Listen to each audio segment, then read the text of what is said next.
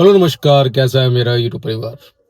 आज की वीडियो को आप जो देख रहे हो इसमें जो मेन टॉपिक है जिसके ऊपर कवर किया जा रहा है पूरे वीडियो को, वो है डीएम नोटिस के बारे में। जैसे आपको पता होगा कि जब आप कोई भी प्रॉपर्टी रिलेटेड लोन लेते हो, सिक्योर लोन समझिए, जिसमें आपका कोई एसेट लगा हुआ है, बैंक को आपने गिरवी दे रखा है, आपका घर है, घर के पेपर्स है बैंक के पास, किसी भी तरह से आपकी प्रॉपर्टी का जो पोजीशन है आपके पास नहीं है। वैसी स्थिति में क्या होता है कि कस्टमर बहुत ज़्यादा डरा हुआ होता है कि अगर वो अपने लोन को नहीं दे पाया, तो बैंक के पास एक सरफेसी एक्ट जो 2002 से है, सरफेसी एक्ट 2002, आप कभी सर्च कीजिएगा तो आपको पता चलेगा इसके बारे में। इसमें सबसे बुरी चीज़ क्या है, सरफेसी एक्ट के बारे में हम आपको बताते हैं कि अगर आप लोन नहीं रिपेमेंट कर पाते, तो बैंक को अधिकार है कि आपकी संपत्ति को वो नीलाम कर देता है, और उसके बाद आप कुछ भी नहीं कर पाते हो। तो इसमें जो एक मेन पोजीशन होता है कि कैसे भी मान लीजिए हम लोग लोन नहीं दे पा रहे, तो इसका फाइनल पोजीशन कौन लेता है? आपके जो डीएम साहब है, क्योंकि जितने वित्तीय मामले होते हैं वो डीएम साहब द्वारा ये देखे जाते हैं। तो अब समाधान क्या है? बहुत सारे लोग बोलते हैं कि सर मेरे पास सेक्शन 14 का नोटिस आ चुका है, मेरे पास सेक्शन 14 का अब आ चुका है लेटर, अब डीएम साहब बोल रहे हैं कि घर कब्जा खाली कर दीजिए, कि बैंक अब इस पे कब्जा लेगा। तो ये बहुत ज़्यादा ये टेंशन वाली बात हो जाती है, बहुत ज़्यादा परेशानी वाली बात हो जाती है किसी भी व्यक्ति के लिए जो अपने लोन को नहीं रिपेमेंट कर पाता। इसका समाधान क्या है? अगर किसी व्यक्ति के पास सेक्शन 14 का या डीएम नोटिस आ चुका है, पोजीशन लेने की बात की जा रही है, तब आगे का प्रोसेस क्या है? तो इसके बारे में थोड़ा-सा डिटेल में बताइएगा सर, ताकि भविष्य में अगर कभी भी हमारे साथ ये चीज़ होता है, तो हम इसको हैंडल कर सकें। तो आज की वीडियो में सरफेसी एक्ट के बारे में बताएँगे, तो जितने भी लोग हैं उसको बहुत ध्यान से सुनिएगा। देखिए, जो सेक्शन 14 का है, जो डीएम नोटिस है, बहुत बाद का प्रोसेस है। मतलब समझिए कि ये लास्ट पोजीशन का नोटिस है। तो हम लोग प्रयास ये करेंगे कि कभी ऐसा नौबत ना आए कि उस पोजीशन पे आपको या किसी भी आपके परिजन को जाना पड़े। तो उसका समाधान क्या है कि पहले से इसको लेकर हम सतर्क रहेंगे। देखिए, सरफेसी एक्ट क्या बोलता है कि कभी भी, मेरा मानना है कि जितने भी यहाँ पर लोग हैं, उनको कभी भी बताया नहीं जाता उनके लोन के बारे में, या उनके जो भी वो लोन ले रहे हैं, छोटा, बड़ा, सिक्योर, अनसिक्योर, कि इसमें रीपेमेंट अगर नहीं हुआ तो इसके नुकसान क्या-क्या है। अगर आपको नुकसान के बारे में बताया जाएगा और आपको संपूर्ण जानकारी दी जाएगी कि लोन रीपेमेंट ना करने पे क्या-क्या चीज़ होता है, तो लोग इसको थोड़ा-सा अवेयर होके करेंगे। क्योंकि देखिए बैंक का क्या है, मैंने देखा है कि बैंक अपने टारगेट्स को अचीव करने के लिए, अपने एजेंडा को क्लियर करने के लिए कस्टमर को उतना बताता नहीं है। और आज की डेट में मैं कस्टमर का साइड बताता हूँ तो कस्टमर पूछना नहीं चाहता। उसके मन में ये होता है कि किसी भी तरह हमें लोन मिल जाए। तो देखिए, लोन मिलना कोई बहुत बड़ा समाधान का चीज़ नहीं है। सरफेसी एक्ट स्पष्ट बोलता है कि आपका लोन अकाउंट एनपीए होता है, उसके बाद एक नोटिस प्रोसेस है। नोटिस प्रोसेस में अगर आप जवाब नहीं देते तो आपका घर नीलाम होगा। अब यहाँ पे क्या होता है कि देखिए, जैसे कोई भी लोन है, तो उनका कोई भी लीगल प्रोसेस स्टार्ट कब होता है? 3 महीने बाद। अगर आप 3 महीने ईएमआई नहीं रिपेमेंट करते तो उसका लीगल प्रोसीडिंग चालू हो जाता है। तो 3 महीने आपके पास ऑलरेडी होते हैं और आपको ये चीज़ स्पष्ट होना चाहिए कि आप पैसे नहीं दे रहे हो। तो आप ये बोलोगे कि बैंक ने कोई नोटिस नहीं किया, ये नहीं किया, तो 3 महीने वो नहीं करता, क्योंकि 3 महीने एनपीए का होता है। और 3 महीने देखिए, एनपीए की सबसे अच्छी चीज़ क्या होती है, अगर आप एनपीए में जैसे 3 महीने होते हैं, अगर आप पैसे नहीं दे रहे हो 3 महीने, तब जाके एनपीए होता है। अगर आप 3 महीने में से 1 महीने भी दे रहे हो, 2 महीने का डिफ़ॉल्ट है, तो ये एनपीए में ही रहेगा। तो एनपीए में आपका एक ईएमआई देने से भी काम चल रहा है। जैसे ही एनपीए का स्लॉट जो 92 डेज़ का होता है, 3 महीने का होता है, ये खत्म हो जाता है। तो आपके पास जो पहला नोटिस आता है वो है, देखिएगा उस पे लिखा होगा डिमांड नोटिस 13/2 का, उस पे स्पष्ट लिखा रहता है। उसमें 60 दिनों का समय मिलता है।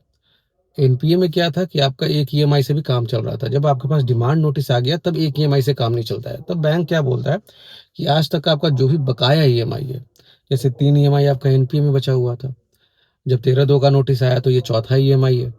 तो आप चारों ईएमआई, इसमें 60 दिन का समय है, मतलब आप 5 ईएमआई तक एक साथ जमा कर सकते हो। अगर आप ये जमा करते हो तो लोन रेगुलर हो जाएगा। अब इसमें दूसरा शर्त क्या होता है कि अगर मान लीजिए हम इन 60 दिनों में पैसे नहीं देते, तो हमारे पास जो अगला नोटिस आएगा वो है 13/4 का, जिसको सिंबॉलिक पोजीशन नोटिस बोलते हैं। सिंबॉलिक पोजीशन नोटिस क्या होता है? माने बैंक ने पेपर वर्क में आपके प्रॉपर्टी पे कब्जा कर रखा है, बस इसको पोजीशन लेना बचा हुआ है, उनको फिजिकल पोजीशन लेना बचा हुआ है। अब लोग क्या करते हैं कि इस समय परेशान होते हैं कि हम ईएमआई दे देंगे। देखिए, ईएमआई देने का जो टाइम था, लोगों की सबसे बड़ी परेशानी उस नोटिस को सीरियसली नहीं लेते। कभी भी छोटा-बड़ा जो भी नोटिस आए उसको आप अटेंड कीजिए, उसको थोड़ा-सा आप देखिए, गंभीरता से देखिए कि क्या नोटिस है। अगर हम रीपेमेंट नहीं करेंगे तो क्या नुकसान हो जाते हैं। अगर आप सिर्फ़ इतना काम कर लेते हो तो आपके लाइफ़ की ज़्यादातर समस्या हैं जो समाधान के योग्य है। अब इसके बाद क्या आता है, जब इस 30 दिनों में आप जवाब नहीं देते, तब जाके पोजीशन नोटिस आता है, जिसको फाइनल नोटिस बोलते हैं, जिसको डीएम नोटिस बोलते हैं, सेक्शन 14 का नोटिस बोलता है। पर ये नौबत तब आ रही है जब 13/4 के नोटिस में आपने उसको सही से अप्रोच नहीं किया। जब 13/4 का नोटिस आता है तो आपको तुरंत डीआरटी में चले जाना चाहिए। अगर आपका मामला 20 लाख से ऊपर का है और सिक्योर लोन है तो 20 लाख से ऊपर का होना नॉर्मल सा बात है। कुछ लोन होते हैं जो 20 लाख से कम के होते हैं सिक्योर में, पर ज़्यादातर 20 लाख से ऊपर होते हैं। तुरंत डीआरटी में जाइए, वहाँ पे स्टे लगाइए और सेटलमेंट प्रोसीजर को चालू कीजिए, या टाइम लेना है तो स्टे लगा के टाइम ले लीजिए। अब मेरे पास तो आ चुका है, क्योंकि वीडियो में मैंने बताया था कि डीएम नोटिस आ चुका है। जब डीएम नोटिस आ जाता है तो हमें कितना टाइम मिलेगा, कहाँ अप्रोच करना चाहिए। अब हम नहीं गए, 13/4 के नोटिस में हम नहीं गए, डीआरटी भी नहीं गए। अब फाइनल नोटिस है। तो सबसे पहला हमें काम करना है कि हम तुरंत जाके डीएम से बात करें और उनको अपनी समस्या बताएँ कि अब ऐसा नहीं है कि समस्या में हम कोई भी डेट स्पष्ट नहीं कर रहे हैं। बहुत सारे लोग बोलते हैं कि हम 4 महीना में दे देंगे, 5 महीना। अगर आपको 4 महीना या 5 महीना में देना था, तो आपको डीआरटी जाना चाहिए था। आपको एनपीए से पहले ये चीज़ सोचना चाहिए था। आप डीएम नोटिस पे आ चुके हैं, आपका घर नीलामी पे आ चुका है, तब आप 4 महीना, 5 महीना की बात नहीं कर सकते, क्योंकि डीएम पास जब कोई भी नोटिस जाता है, तो डीएम अपने अधिकार क्षेत्र से 15 से लेके डेढ़ महीना तक का समय दे देगा कि ताकि आपका घर ढूँढ सको, या पोजीशन लेने वाला है तो आप कम से कम पैसे अरेंज कर सको। इससे ज़्यादा टाइम आपको डीएम नहीं देगा।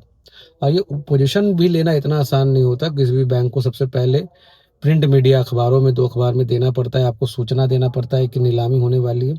अगर उस समय तक आप पैसा अरेंज करके दे देते हो तो ये नीलामी नहीं होगी। और यहाँ पे देखिए, नीलामी अगर हो भी जा रही है तो 14 दिनों का समय होता है आपके पास पैसे देने के लिए। और डीएम साहब का पास जाना, चाहे उनसे अपॉइंटमेंट लेना, उनसे मिलना बहुत ज़रूरी होता है अगर आप ऐसा नहीं करते हो। क्योंकि एक बार जब आपके घर पे नीलामी शुरू हो जाएगी, तब आप कितना भी रोओगे, गिड़गिड़ाओगे, इसका कोई सटीक या लीगल कारण नहीं है। तो इस बात का हमेशा ध्यान दें कि अगर आपके पास सेक्शन 14 का नोटिस आ रहा है, अगर उस समय आप 3 महीने, 4 महीना बात कर रहे हो, तो वहाँ पे सुनवाई नहीं होगी। तो अगर आप 3 महीने, 4 महीने के इंटरेस्टेड फॉर्म में चल रहे हो, तो आप 13/4 के नोटिस में या 13/2 के नोटिस में इसको सीरियसली लीजिए, जहाँ पे टाइम मिल सकता है। 6 महीने का मिलेगा, 3 महीने, 4 महीने का वहाँ पे मिल जाएगा। पर आप जब डीएम नोटिस आता है, उस समय इस चीज़ का डिमांड नहीं कर सकते। तो जब भी आप अगली बार जाओ, तो इस चीज़ का ध्यान रखो कि हमें किस समय कितना माँग रहा है, और कोई भी नोटिस आए तो उसका जवाब कैसे देना है। और इसके अलावा कोई भी बैंक, एनबीएफसी कंपनी आपकी प्रॉपर्टी को जबरन या कोई भी संपत्ति को हड़प तब लेता है जब आपका लोन का वैल्यूएशन कम होता है और प्रॉपर्टी का ज़्यादा। तो कभी भी अगर आप फ्यूचर में लोन ले रहे हो तो इस बात का ध्यान रखिएगा, आपका जो प्रॉपर्टी वैल्यू है 125% से ज़्यादा नहीं होना चाहिए। मतलब आप 1 करोड़ का लोन ले रहे हो तो प्रॉपर्टी 1,25,00,000 की होनी चाहिए, कि मान लीजिए अगर हम डिफ़ॉल्ट करते भी हैं, अगर घर मेरा नीलाम होता भी है, तो बहुत बड़ा लॉस नहीं दिखने को मिलेगा। जय हिंद।